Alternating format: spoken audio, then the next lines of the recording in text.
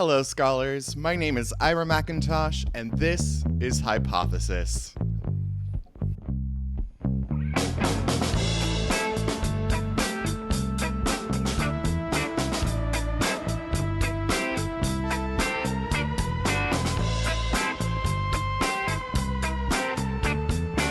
Hey there, everyone. Welcome to the inaugural episode of From My Desk, the interstitial kind of mini episode between the bigger interview episodes here on the podcast feed. And I am so excited to start this new journey with you. So I hope that this will prove fruitful as we move forward and you will start to get a little bit more out of our conversation. So this minisode is a chance for me to kind of ruminate on some thoughts that I had either during the interview or some things that have come up on my desk and that I've been thinking about and really pondering and thought that it might be useful to bring it to you.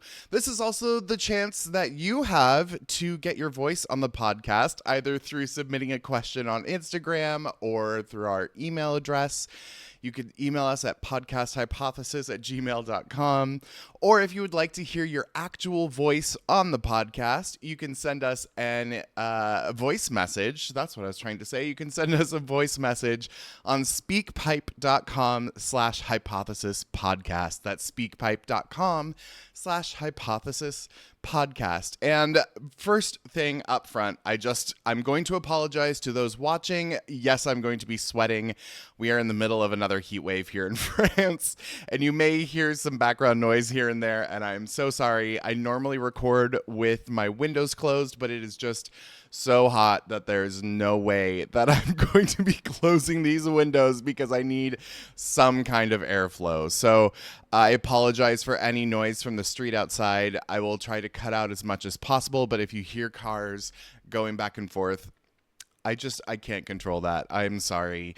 And that's part of the fun of podcasts. You get to just sneak into my life a little bit each week. So here we are in my office at my desk, and what are we going to be talking about today? Well, we are going to be diving into the idea of why academic writing is so hard to read, and whether or not accessibility is an issue when it comes to rigor.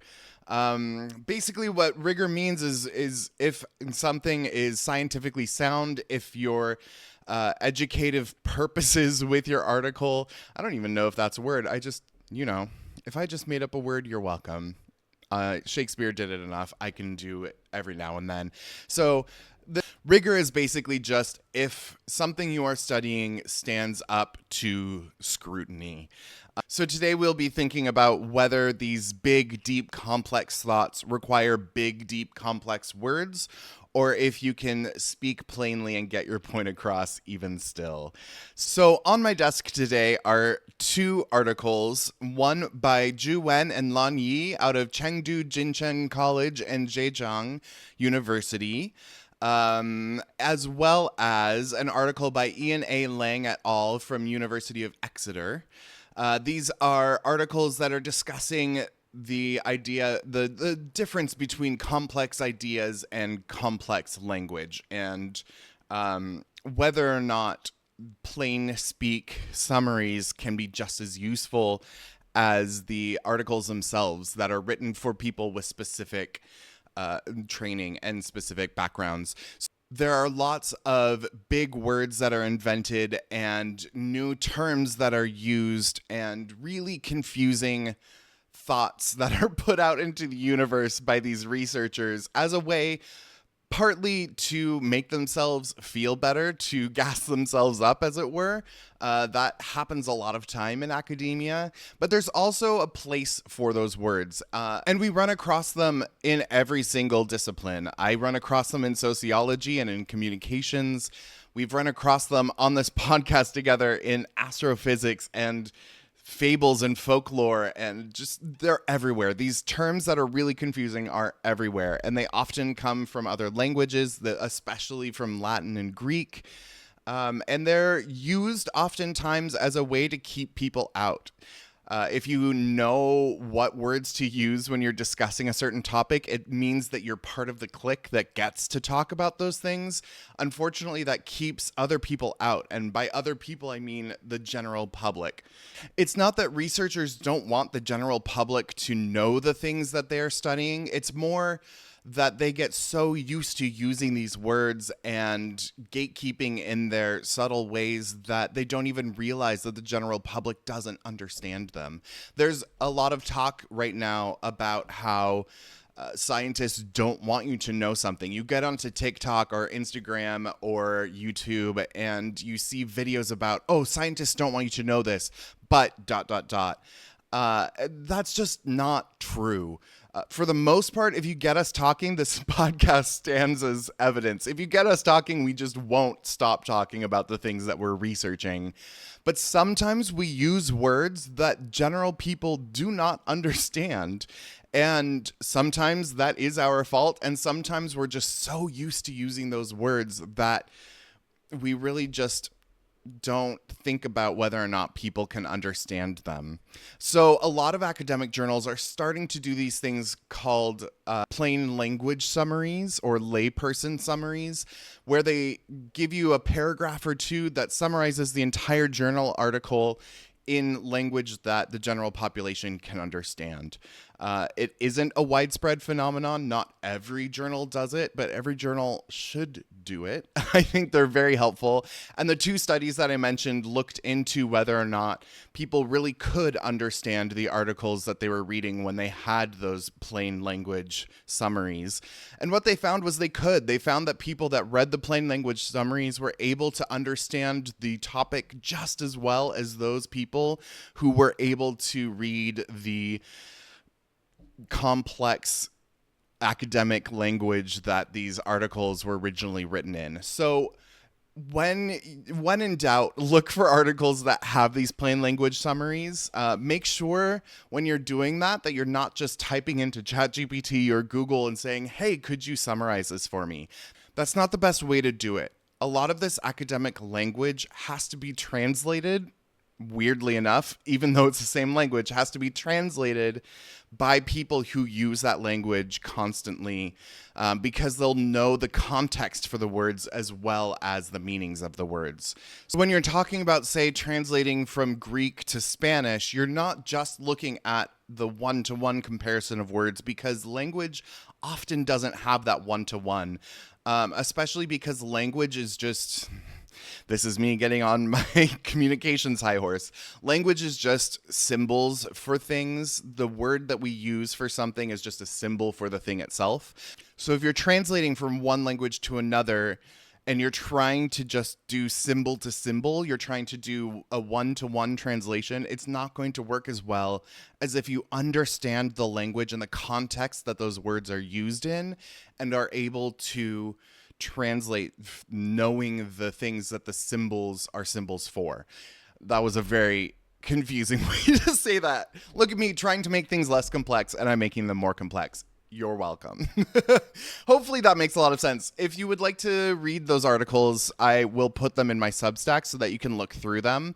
As always, the articles discussed in every episode of Hypothesis are put in my Substack. That's iramcintosh.substack.com. And with that, it is time for my academic hot take. And this week's hot take is jargon is not rigor. The complex words we use are not necessary, and they don't mean that the article is going to be the best information. Sometimes you can get the best information from the simplest language. Technical language has a purpose, but accessibility is not the enemy of intellectual depth. And that just harkens back to our conversation with Dr. Michael Patrick Vaughn from last Monday, where we talked about translating academic skills into real-world applications.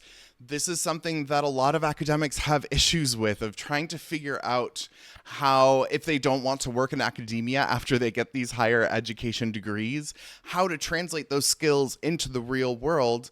And part of that problem is the language, is you're thinking, oh, I know how to talk about semiotics, which is the study of symbols and the study of how language functions and images function. But you don't know how to tell an employer that you're good at that. So you need to sit down and kind of talk through it and talk through what your discipline really means and all of the different components of your discipline and break it down into plain language. That's going to help you so much. In that episode, we also talked about learning how the rest of the world uses academic terms. There are so many academic terms that the rest of the world uses, and they don't always use them in the same way that we do. In last Monday's episode, we talked about how the word identity means something completely different to the general public that it does to sociologists, that it does to psychologists, that it does to communications people. Just that one word, the idea of identity, is a completely different concept in a bunch of different disciplines as well as the general public. So you have to understand how the rest of the world defines a word, how the general public defines a word in order to get your point across in the best way possible. And then also just finding new and accessible ways to express our research. Accessibility is something that helps everyone. It doesn't just help people maybe who have special needs or who need a little extra time on a test, or people who need a ramp instead of stairs to get into a building. That's just one kind of accessibility. Accessibility just means making sure that everyone has the ability to join in on the conversation, no matter what that conversation's about. And that means that we need to take a little bit of time to step back and get out of our own way and think through how best to describe our words. Basically, I'm just talking about what teachers have to do on a daily basis. Sometimes the most intelligent people are the worst teachers because they don't know how to translate what they know to the general public. So translating academic skills, learning how the rest of the world uses those terms, and then finding new and accessible ways to express our research. So if you missed the conversation last Monday with Dr. Patrick Vaughn, please go listen to it because you will get so much more information about that by listening to the episode. All right, come on down the rabbit hole with me as we explore this topic just a little bit further. So when I said that academic words sometimes make their way into use by the general public, I really mean it. There are so many words that you've probably heard. Maybe you don't know what they mean, but the general public uses them. Things like status quo, which is when you're trying to maintain. If you've seen National Treasure, one of my favorite movies, thank you, Nicolas Cage. When you watch National Treasure, there's a point where near the end of the movie, Nicolas Cage's character's father has to remind him to keep the status quo. So basically keep things where they are. You want to make sure that both sides of the argument have a stake in the argument. Otherwise, the other person won't see a point in continuing the argument, and you will lose the fight. So you have to make sure that status quo stays the same. And that's something that comes to us from the legal world. You have the idea of cognitive dissonance. We've been talking about that a lot in online discourse recently. Cognitive dissonance is the idea that you can hold two contrasting beliefs at the exact same time. Usually things that you wouldn't think could go together. And the only examples that are coming to mind right now are political. And this might not be the best time to dive that deep into it. The rabbit hole got a little deep there. But basically just holding two completely opposed ideas at the same time, thinking the earth is flat and yet believing in astrology. Those are things that are cognitive dissonance because of how the stars work and the reflection of light on the earth. And listen to our episodes on astrophysics about that. But that would be an example of cognitive dissonance. And that term comes from psychology. You have intersectionality, which is believing that multiple types of people belong in conversations. This comes to us from feminist studies and cultural studies, where when you're talking about feminism, you can't just be talking about one kind of woman. You can't just be talking about one kind of person. You have to include multiple types of people from multiple backgrounds, from multiple races, from multiple gender identities, from multiple religions, etc. intersectionality means that you're taking the entire person, their entire identity, sorry for using that word, their entire identity into consideration rather than just saying, oh, feminism is for this kind of person and then moving forward like that. So that's intersectionality. I'm not going to go too much more into the rest of them, but you have things like emotional labor, which is actually a term that's being really misused right now. So maybe go look up what emotional labor actually was originally intended to mean. You also have the term gaslighting. Gaslighting actually comes to us from a film. And then from the film, it went to psychology. So it works in reverse too. Terms that the general population comes up with end up becoming academic terms. So it isn't just academia going into the general public. We learn things from the rest of the world. That's why interdisciplinary studies are so important. There's another big word, like combining two things that you wouldn't necessarily think would go together, like our episode with Dr. Moya McTeer, where we talked about astrophysics and folklore. That's interdisciplinary study. And that's where gaslighting came from. You also have one that's really fun that I enjoy every single day, and that's Schadenfreude, which is actually a German word which means to take pleasure in other people's pain.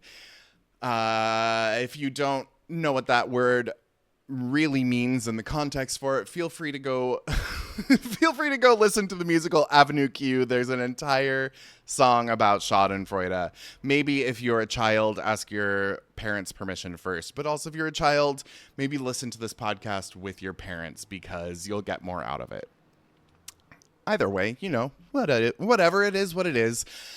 We also, thinking about past episodes, in episode 14, we talked to Dr. Travis Hubbard, who explained to us this idea that the term English is kind of an umbrella term that covers over multiple languages. That within individual classrooms even, we have multiple types of spoken English, and then our written English is even different than how we speak English. And yet we can also read Shakespeare, or we can read the Federalist Papers, or there are just so many types of English. And yes, it's kind of one language that has evolved over time, but it has evolved in such a way that it's branched off into so many new and exciting languages, and even new spellings of words and new ways to communicate. So if you haven't listened to episode 14, it's really, really incredible. To talk about just language is constantly evolving. We even languages other than English adapt. I'm living in France and just learned that there are over 50 domestic languages in France. Other than French, there's Breton, there's L'Occitan.